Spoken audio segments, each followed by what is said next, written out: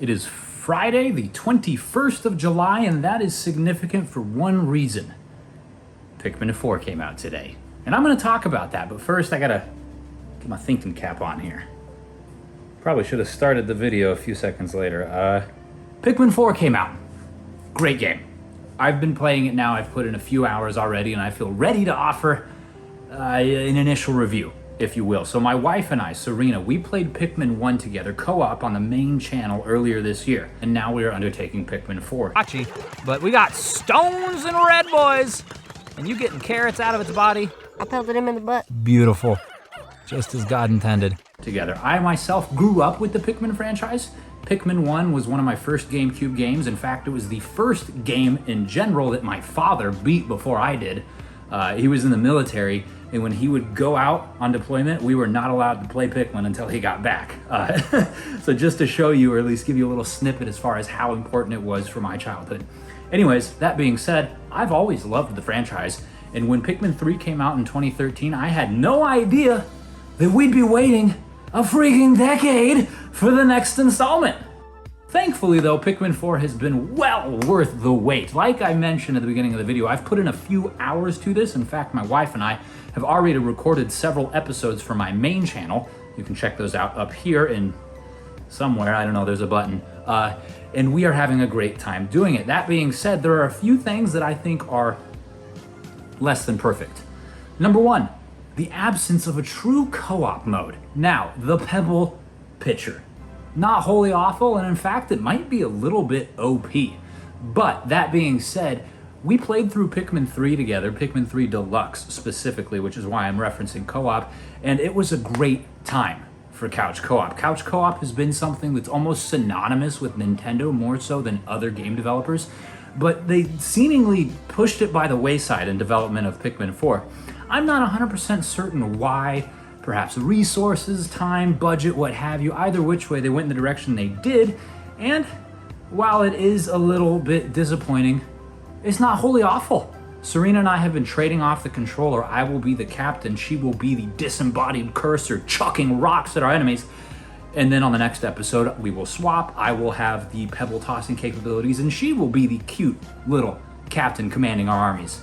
So while it is something that was not necessarily appreciated, the removal of true co-op between Pikmin 3 Deluxe and Pikmin 4, it's not something that's necessarily groundbreaking.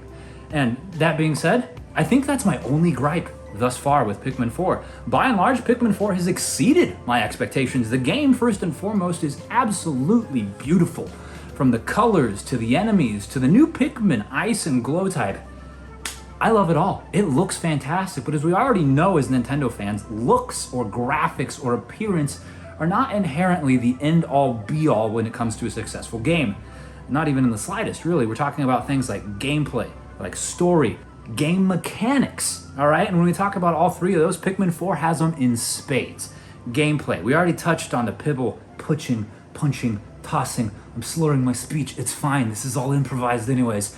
And that's a fun little aspect, the ability to do that. Some semblance of couch co-op is great, and we already know everything we need to realistically about Pikmin gameplay. It's not really going to change, it's the same formula. In fact, if it changed at all, well, it just wouldn't be Pikmin, right? You're commanding these swaths of little creatures, and you're commanding them to go kill other creatures and take their carcasses back to the onion. And then, of course, there's the capitalistic influences where you need to make money, which is most prevalent in Pikmin 2 and also seems to kind of return in Pikmin 4. Maybe it's an even number thing, I don't know. But that being said, the gameplay is by and large the same as Pikmin has always had, and it's great. And when you talk about story, obviously Serena and I are only very shallowly dipping our toes into the overall story, having only played for about 3 or 4 hours total.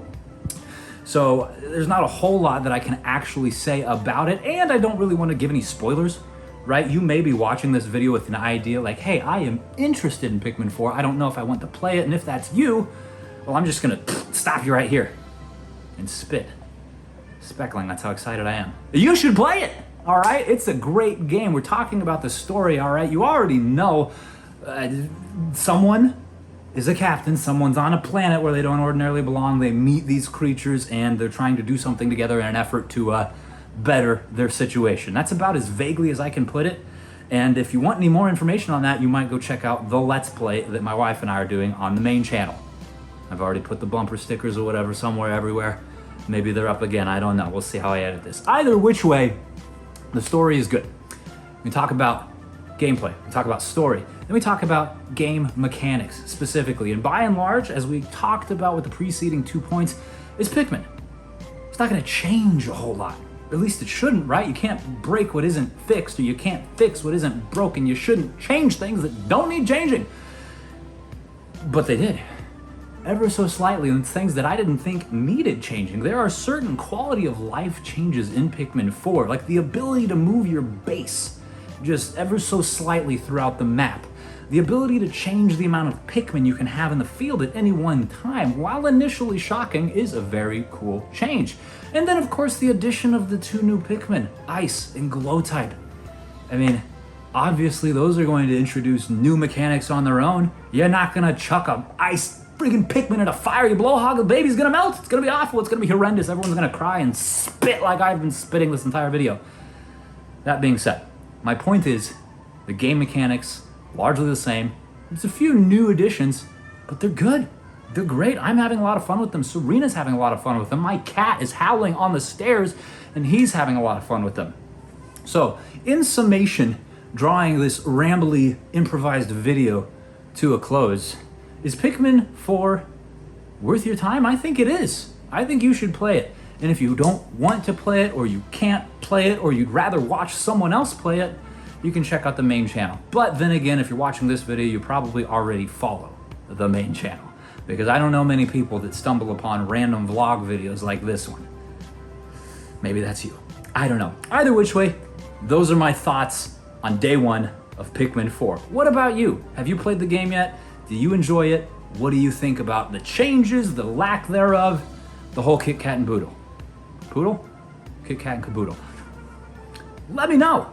And thank you so much for watching. I sincerely do appreciate it, and I hope that you enjoyed yourself. And with that said, I'll see you tomorrow.